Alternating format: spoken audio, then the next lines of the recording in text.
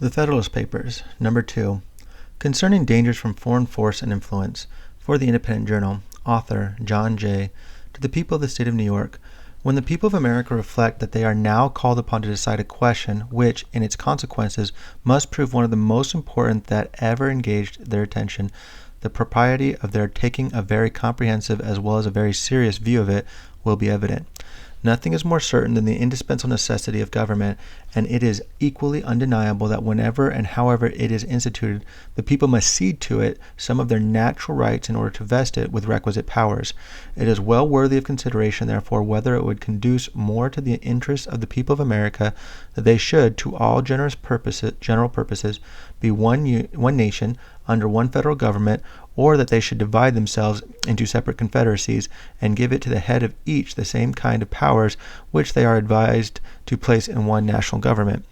It has until lately been received an uncontradicted opinion that the prosperity of the people of America depended on their continually firmly united, and the wishes, prayers, and efforts of our best and wisest citizens have been constantly directed to that object. But politicians now appear who insist that this opinion is erroneous, and that instead of looking for safety and happiness in union, we ought to seek it in a division of the states into distinct confederacies or sovereignties.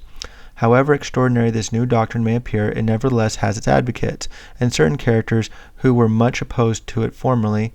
and are at present of the number. Whatever may be the arguments or inducements which have wrought this change in the sentiments and declarations of these gentlemen, it certainly would not be wise in the people at large to adopt these new political tenets without being fully convinced that they are founded in truth and sound policy. It has often given me pleasure to observe that independent America was not composed of detached and distant territories, but that one connected, fertile, wide-spreading country was the portion of our western sons of liberty. Providence has in a particular manner blessed it with a variety of soils and productions, and watered it with innumerable streams for the delight and accommodation of its inhabitants. A succession of navigable waters forms a kind of chain round its borders, as if to bind it together, while the most noble rivers in the world, running at convenient distances, present them with highways for the easy communication of friendly aids and the mutual transportation and exchange of their various commodities. With equal pleasure I have as often taken notice that Providence has been pleased to give this one connected country to one united people, a people descended from the same ancestors, speaking the same language, professing the same religion, attached to the same principles of government, very similar in their manners and customs, and who, by their joint counsels, arms, and efforts, fighting side by side throughout a long and bloody war, have nobly established general liberty and independence. This country and this people seem to have been made for each other, and it appears as if it were the design of Providence that an inheritance so proper and convenient for a band of brethren, united to each other by the strongest ties, should never be split into a number of unsocial, jealous, and alien sovereignties.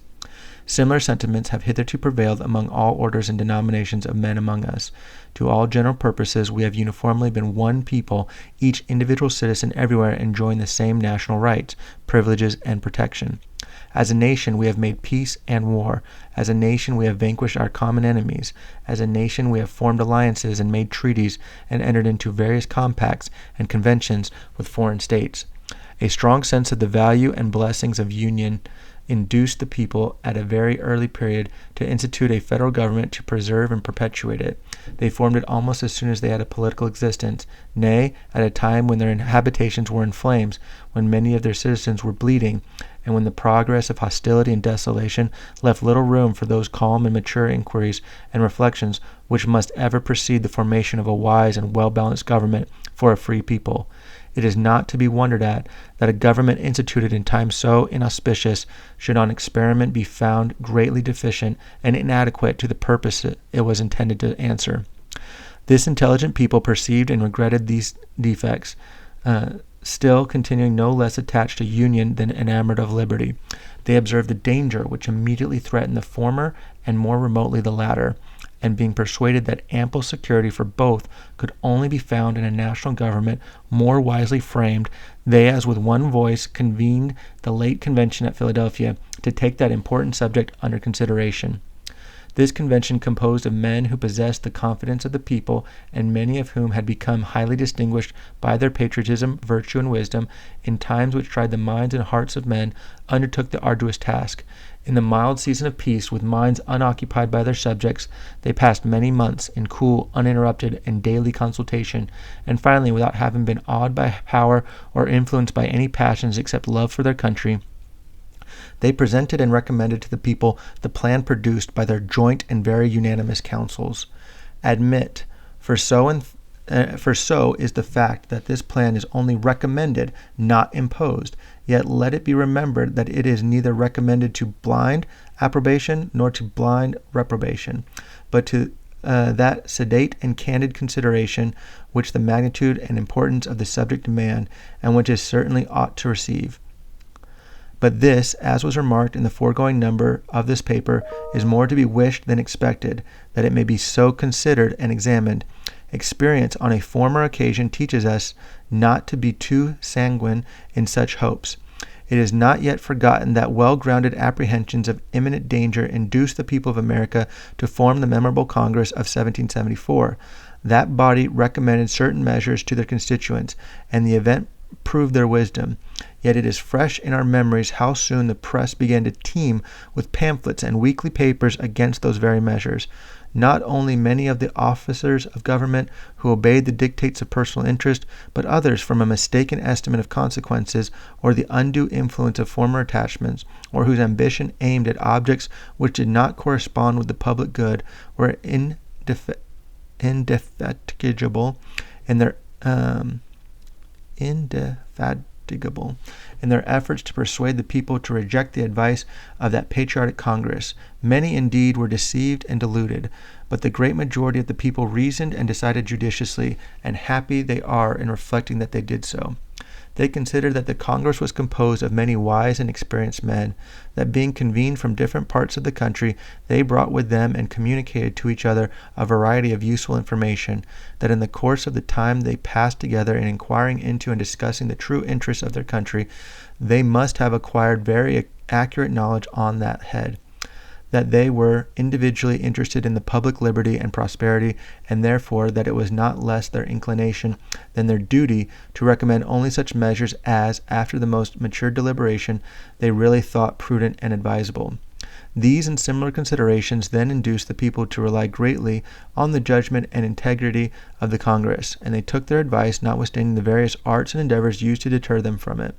But if the people at large had reason to confide in the men of that Congress, few of whom had been fully tried or generally known, still greater reason have they now to respect the judgment and advice of the convention, for it is well known that some of the most distinguished members of that Congress, who have since tried and justly approved for patriotism and abilities, and who have grown old in acquiring political information, were also members of this convention, and carried into it their accumulated knowledge and experience. It is worthy of remark that not only the first but every succeeding Congress, as well as the late convention, have invariably joined with the people in thinking that the prosperity of America depended on its union. To preserve and perpetuate it was the great object of the people in forming that convention, and it is also the great object of the plan which the convention has advised them to adopt. With what propriety, therefore, or for what good purposes are attempts at this particular period made by some men to depreciate the importance of the Union? Or why is it suggested that 3 or 4 confederacies would be better than one? I am persuaded in my own mind that the people have always thought right on this subject, and that their universal and uniform attachment to the cause of the Union rests on great and weighty reasons, which I shall endeavor to develop and explain in some ensuing papers. They who promote the idea of substituting a number of distinct confederacies in the room of the plan of the convention seem clearly to foresee that the rejection of it would put the continuance of the Union in the utmost jeopardy. That certainly would be the case, and I sincerely wish that it may be as clearly foreseen by every good citizen that whenever the dissolution of the Union arrives, America will have reason to exclaim, in the words of the poet, "Farewell, a long farewell to all my greatness." Publius.